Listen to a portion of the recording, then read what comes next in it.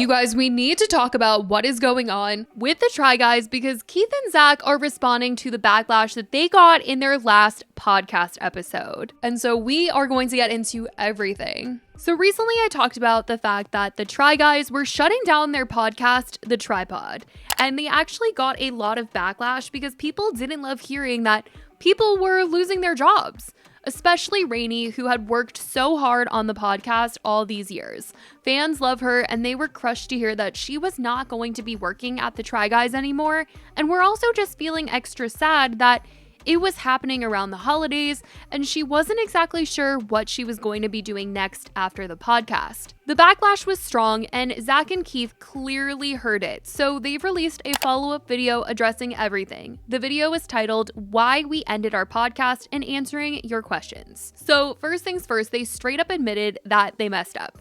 They opened the video with an apology, not just for ending the podcast, but for how poorly it was communicated as to why they were ending it. We admittedly did a really bad job of letting you guys know that we were doing it, how we did it, that 2 people lost their jobs, all of those things. And we'll just start with an apology for doing such a bad job about it. An apology that we're taking away a show that so many of you love. So we want to give that another shot to talk through, and we also want to respond to some of your comments. As creators and as a company, we've always prided ourselves on transparency and authenticity. It's clear this is a moment where we didn't rise up to that standard. They acknowledged that 2 people lost their jobs and that they failed to meet the transparency standard that they always strive for.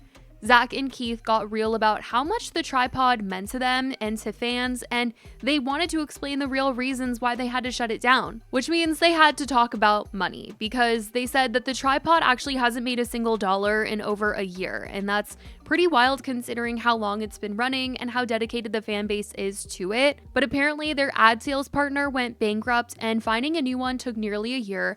And that company ended up getting absorbed by another company, and they had a minimum guarantee deal, but they never made enough to pass it, and they were contractually obligated to say yes to most ads, even ones that they didn't necessarily want to do, and they basically said that the entire podcast department was being subsidized by other parts of the company just to keep it alive. Financials, I think the thing to say right out the gate is that we haven't made any money from our podcast in over a year, which people I think are going to be very shocked to hear is. So we were with the partner up through 2 years ago, and unfortunately that partner actually went bankrupt. So super bummer for them. All the people who work there, like that sucks for them, and it sucked for us because we no longer had a partner, so we shopped around for a new one. And this is specifically our ad sales partner, right. The team that's responsible for filling the inventory. That is, if you don't know, the way that podcasts are paid for is through ads. That is how we support the team that works on the show. Finding a new sales partner is about an 8 to 12 month journey because of the process of like finding new agents, but that's just how long teams take to ramp up to the level of sales that we needed to justify 2 full-time employees. So we did that. And then unfortunately, that podcast company got absorbed by a different company. So just a lot of stuff going on there. But unfortunately, we just haven't made any new money from this project in over a year. And they were clear it wasn't anyone's fault, not Rainey's, not Jonathan's. The whole industry is just not what it used to be. And they were actively trying to find ways to make it work, but eventually they realized they couldn't keep the department afloat financially. We are now nearing the end of our 2-year contract. And so we started to look again to say, okay, how do we start bringing revenue into this department? And it became clear that it was going to be another 8 to 12 month ramp up, if not longer. But also, as Keith alluded to, the podcast industry isn't what it was a few years ago. And so it became very clear that we weren't going to be able to have the level of revenue needed to support the wonderful people that make this show. And at that point, we have an obligation to make that call as early as possible so that we can take care of the staff here, give them as much a notice as possible, so that they can be paid for as long a period of time as possible while having that time and the umbrella of employment to find their next job. Now, like I said, people were obviously not happy to hear that Rainey was not going to be working at the Try Guys anymore. Jonathan was getting laid off as well. And in the initial announcement, they didn't fully explain why. In the original TryPod episode where they were talking about the podcast coming to an end, they were talking about, oh, we're going to be working on this project, this video series, you're going to be getting more. And I think that fans were just kind of like, but we don't want those things. We want this thing. Why can't we have this thing? And they just weren't actually giving enough information for fans to fully understand why it was coming to an end and why these people had to lose their jobs. And in this video, they were explaining that it really came down to the finances and that they didn't want to see these people lose their jobs either. And they feel really guilty about it and feel really bad about it. And they really wanted to give them enough time to try and help them figure out their next steps. But they also explained that everyone that they work with is technically freelance. They aren't on contract. So they can't promise that Rainey will be in future videos because she might find a full-time position where she can't be in Try Guys videos. Just like everyone here, that the few people who have been let go for whatever reason, we always give severance. We try to do our best as employers and try to treat people with the best opportunity in a bad situation. Can't go into details there, but that's it. And we also, there were some questions of like, well, why can't we transfer people to other positions or maybe bring Rainey in as cast? And those are considerations we definitely make. In fact, Jonathan actually transitioned into this department when Miles left. So there are times where we can shuffle things around. And then there are times where we just don't have the exact matchup of job opportunities in-house that could make that sense. And then just going back to Rainey and Jonathan, like you said, we tried to give them as good of a roadmap as we could. But they made it clear that they want her back and, they are leaving the door open. There just wasn't another position in the company where she could really go. I think people have a misconception of how our cast works. Everyone we work with is at will.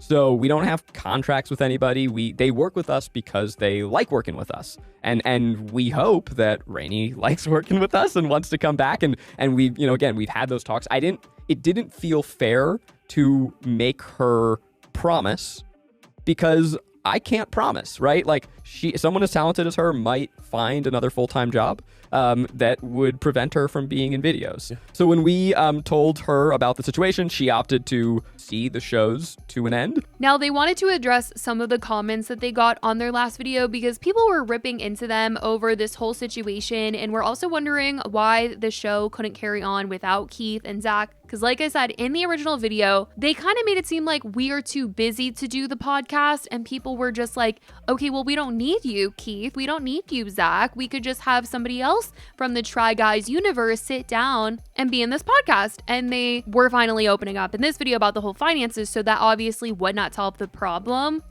So the first one I saw is why not replace us in the show and keep it going with other TryCasts. Part of what we talked about was like, oh, we're so busy, which is not why we ended the show, and we'll talk about that again in a second. It is true. We're busy. Very busy. Yeah. But the financial thing we talked about earlier is one of the biggest considerations, and bringing in new talent wouldn't solve that issue. In fact, it would make it worse because we pay everyone who comes and does stuff here. So it wasn't going to be the solution that I wish it could be. If that was possible, I would do it.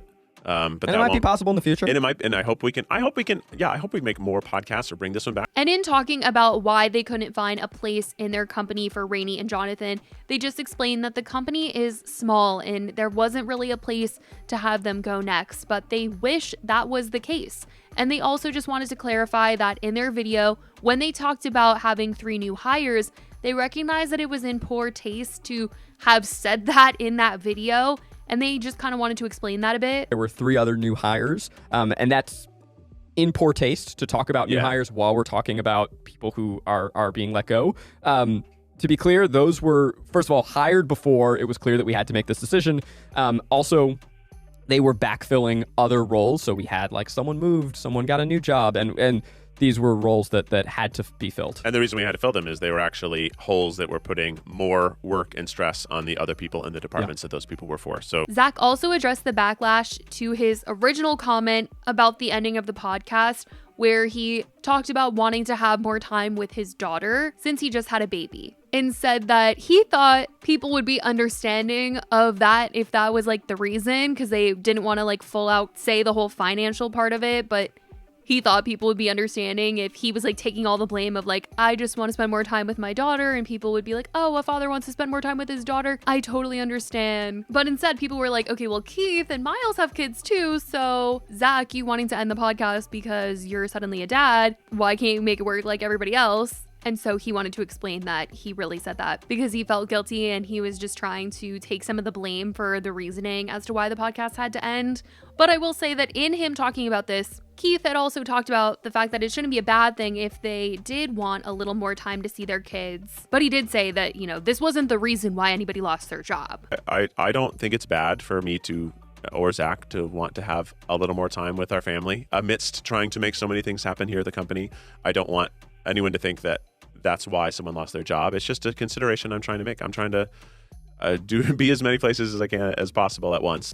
One of the reasons that we gave for the show ending was that I'm a dad now. I want to spend more time with my kid. When trying to come up with reasons for why this was ending, I kind of thought, hey, dad wants to spend more time with his daughter. That's a reason that everyone will celebrate. And that was wrong. As fans have noted, Keith has a kid and Miles has a kid, and they're still here. It's something that is contributing to this very complex equation. I think that I, as a person, I feel very guilty. I feel guilty about this whole thing. I think that when I'm guilty, I over-explain and I overtake blame. And so that is why when we made that episode, I tried to just be like, it's because of me. Yeah. So that is what they had to say in just trying to explain why the podcast actually came to an end and recognizing that the first video that they made just wasn't it. It wasn't honest, and they didn't fully get to talk about why and how long these people have known that they weren't going to be working at the Try Guys anymore. In posting this video, the comment section has been very understanding of the reasoning why the podcast has to come to an end now. They're not attacking the guys. They wish they had been honest in the last video, but they 100% understand what they have been dealing with behind the scenes, that they have been trying their very best to keep the podcast department afloat, and are just holding out hope that something can happen in the future. But as of right now, that is what the Try Guys had to say about the backlash that they received following the recent announcement that the podcast was coming to an end. I want to know what you guys think about all of this. Let me know your thoughts in the comments. I love you guys so much, and I will talk to you in the next video. Bye, guys.